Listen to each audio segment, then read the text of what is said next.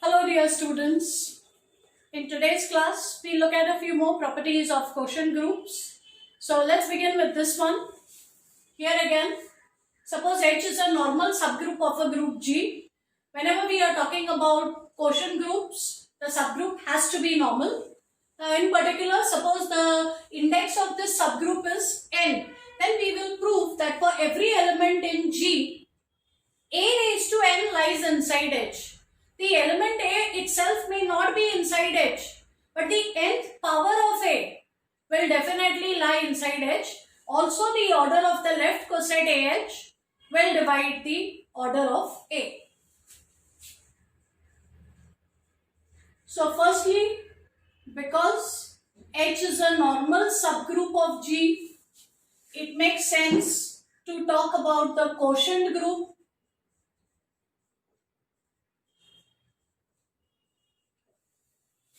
Also, the order of the quotient group contains all left cosets of H in G. So, the order of this group will be the number of distinct left cosets of H in G, which is the same as the index of H in G. And it is given that the index is equal to n. So, the order of this group, the quotient group, is n. Now, let us take any element A in G. We wish to prove that A raised to n lies inside H. So, we take any element A in G. Look at the left coset AH. This has to be an element of the quotient group. So, the left coset AH will be in the quotient group. And now, I make use of a corollary of Lagrange's theorem, which tells me that if the group is finite,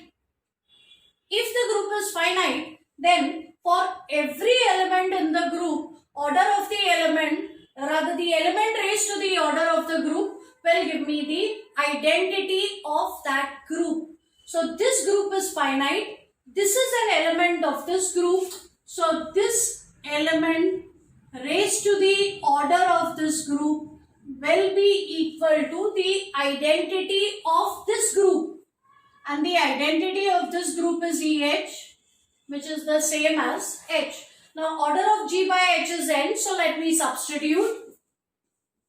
So, this element raised to n is equal to H. And as I explained in our note earlier, this power can be taken inside and this can be written as A raised to n H. And if the left coset is the same as the subgroup, then this element has to lie inside the subgroup. So this will mean that A raised to n lies inside H. So irrespective of whether A lies inside H or outside H, it does not matter. A raised to n will definitely lie inside H. So that's the first property. Now let us prove the second property.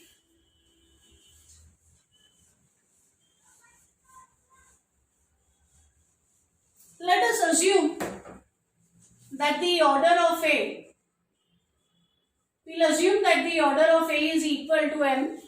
That means m is the least positive integer which satisfies this equation. So m is the least positive integer such that A raised to m becomes the identity. So if we look at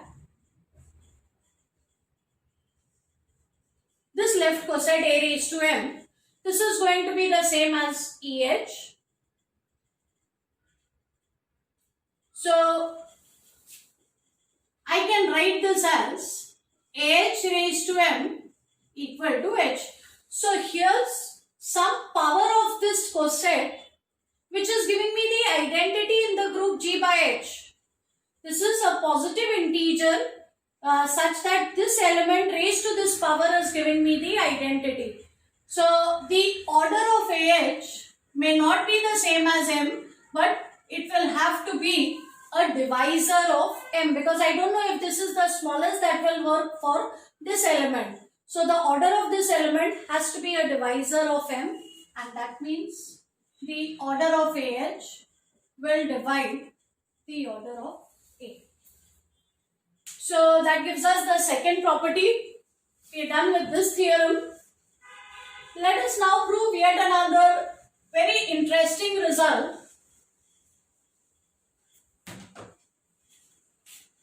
and that is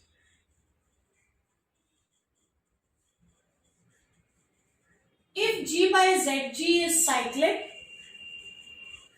suppose this quotient group is cyclic, then we will prove that the group G has to be abelian.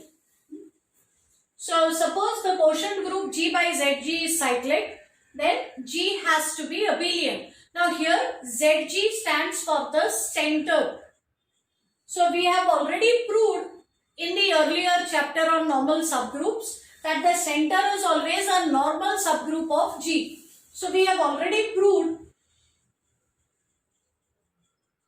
in the earlier lecture, we have already proved that center is a normal subgroup of G. Again, I'll leave a link for this in the description box below. So we have proved that Zg is a normal subgroup of G for any group. So the quotient group G by Zg is defined. And just to simplify matters, it will be very cumbersome to keep writing Zg when we are writing our left cosets. So I will denote Zg by Z for this example. So now our assumption is that G by Z is cyclic. So suppose G by Z, I am denoting the center by Z just for ease of notation. So let G by Z be cyclic. Now cyclic means it must have some generator. And generator has to be some element of that group. Now this is quotient group. So elements of the quotient group are going to be cosets. So it has to have some generator, but that generator will have to be a coset. So let that coset be Az. So suppose Az is a generator for this cyclic group. Now let me prove that G is abelian. So the aim is to now prove that G is abelian. So let X and Y belong to G. We will prove that X into Y is the same as Y into X. I start with two arbitrary elements of G and I will prove that they commute. So that the commutative property will be satisfied and the group will become abelian. So the aim is to prove that X into Y is the same as Y into X. Okay, now let's see how to go about it. If X and Y are elements of G, look at the left cosets XZ and YZ. They will belong to the quotient group G by Z, and G by Z is cyclic with Az as a generator. So every element in the quotient group is going to be an integral power of the generator. So this element XZ is going to look like Az raised to m for some integer m. Similarly, the element Yz is going to be some other integral power of Az. Now be very careful where we write Z, capital Z and script Z. Script Z stands for the set of integers. Here this capital Z, this notation I am using for the center of the group. So just be mindful of that. So this will mean that Xz looks like A raised to m Z and Yz looks like A raised to n Z. And now let's use the definition of coset equality.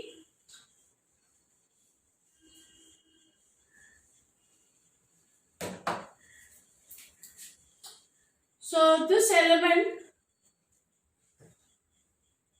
we know that AH is equal to BH if and only if A inverse B belongs to H. So here, if this left coset is equal to this, it will mean X inverse A raised to m belongs to Z. Similarly, Y inverse A raised to n will belong to Z. So x inverse a raised to m lies inside z, means it should look like some element of z.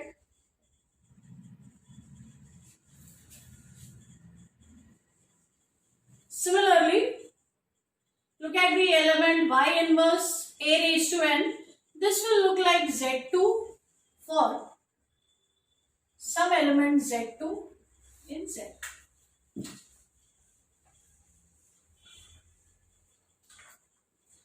So if I simplify, I will get a raised to m equal to z1 into x. Also, a raised to n will be, I'll have to pre-multiply by x. So this will be xz1 and a raised to n will be equal to yz2. I pre-multiply both sides by y. So x will be equal to, x will be a raised to m into z1 inverse and y will be a raised to n into z2 inverse. So now let's look at x into y. X into y is a raised to m, z1 inverse, a raised to n, z2 inverse, and if z1 and z2 lie inside z, z stands for the center. Center is a subgroup of the group. So z1 inverse and z2 inverse will also lie in the center. And recall the definition of the center. Center contains those elements which commute with all other elements of the group. So z1, z2 lie in the center, means z1 inverse, z2 inverse also lie in the center. So these elements will also commute with all other elements of the group. So I can write this as a raised to m. Let me use the commutative property for z1 inverse and a raised to n. A raised to n, z1 inverse, z2 inverse. This is equal to a raised to m plus n. Now here again I can use the commutative property because they are elements in the center.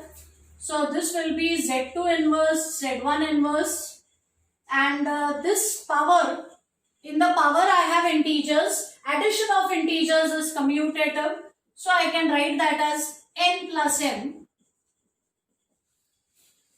And then let me simplify that as a raised to n, a raised to m, z2 inverse, z1 inverse.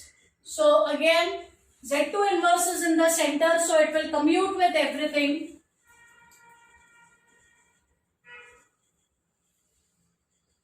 So this element is y, this element is x, and therefore x into y is the same as y into x, and this is true for any two elements of the group G. Therefore, commutative property is satisfied in G, and hence the group is abelian. That's all for now, and we are done with this chapter. In the next chapter, we will be studying homomorphisms of groups. Thank you.